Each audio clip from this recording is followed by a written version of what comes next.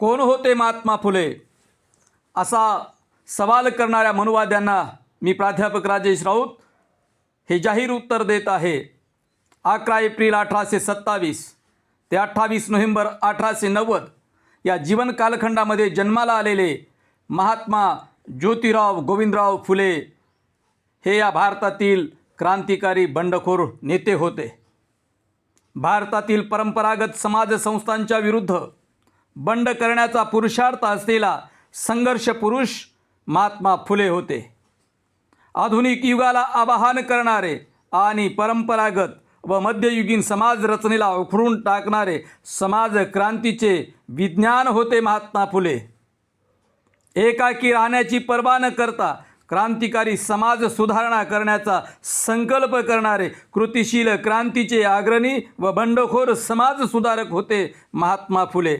समग्र भारताच्या इतिहासामध्ये 1 जानेवारी 1848 रोजी पहिली मुलीची शाळा स्थापन करणारे, स्त्री शिक्षणाची स्थापना करणारे पहिले भारतीय शिक्षण तज्ज्ञ होते महात्मा फुले.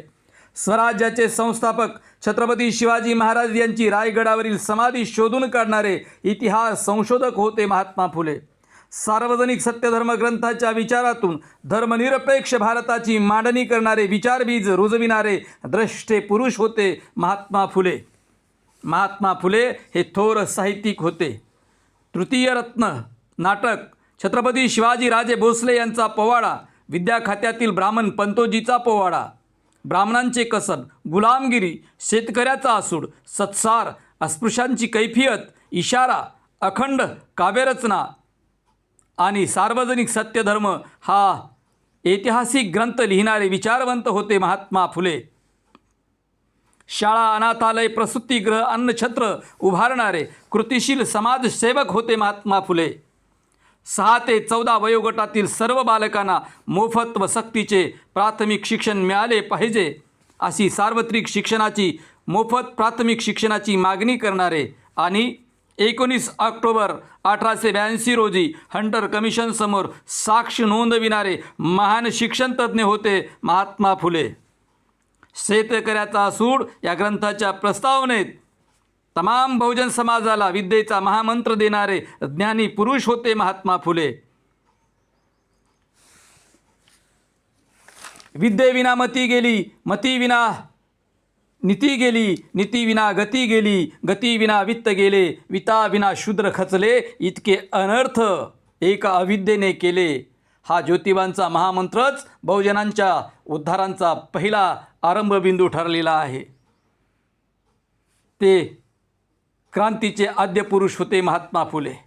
महात्मा फुले यांनी गुलामगिरी ग्रंथाची प्रस्तावना आणि आरंभ करताना होमर या विचारवंताच्या वाक्याने केली. होमर म्हणतात, मनुष्य जेव्हा गुलाम होतो तेव्हा त्याचा अर्धा सद्गुण जातो. आणि या वाक्याने गुलामगिरीचा आरंभ करून बहुजनातील गुलामगिरी नष्ट करण्यासाठी क्रांतिकारी संदेश देणारे क्रांतिकारक होते महात्मा फुले. सत्यशोधक समाजाची स्थापना करणारे आणि सार्वजनिक सत्यधर्मा ग्रंथाच्या माध्यमातून विचार व्यक्त करणारे विचारवंत होते महात्मा फुले. महात्मा गांधीजींनी ज्यांना पहिला महात्मा म्हटले आणि कोळीवाड्यात 1888 ज्यांना महात्मा ही उपाधी सन्मानाने दिली, ते सन्माननीय पुरुष होते महात्मा फुले. आम्ही कुणाच्याही मार्गाने जाऊ पण ज्योतिबाचा मार्ग सोडणार नाही असा निर्धार करून सामाजिक क्रांतीचा आरंभ करणारे महामानव डॉक्टर बाबासाहेब आंबेडकर यांचे गुरु होते महात्मा फुले.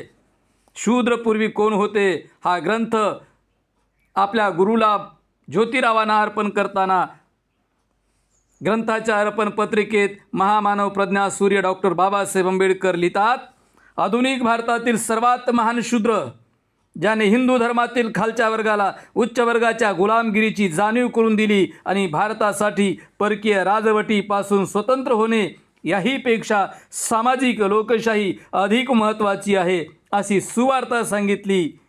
ती सुवार्ता सांगणारे महान समाज सुधारक क्रांतिकारी बंडखोर महापुरुष प्रज्ञा सूर्यांचे गुरु होते महात्मा फुले. धन्यवाद. जय भीम, जय ज्योती, जय शिवराय.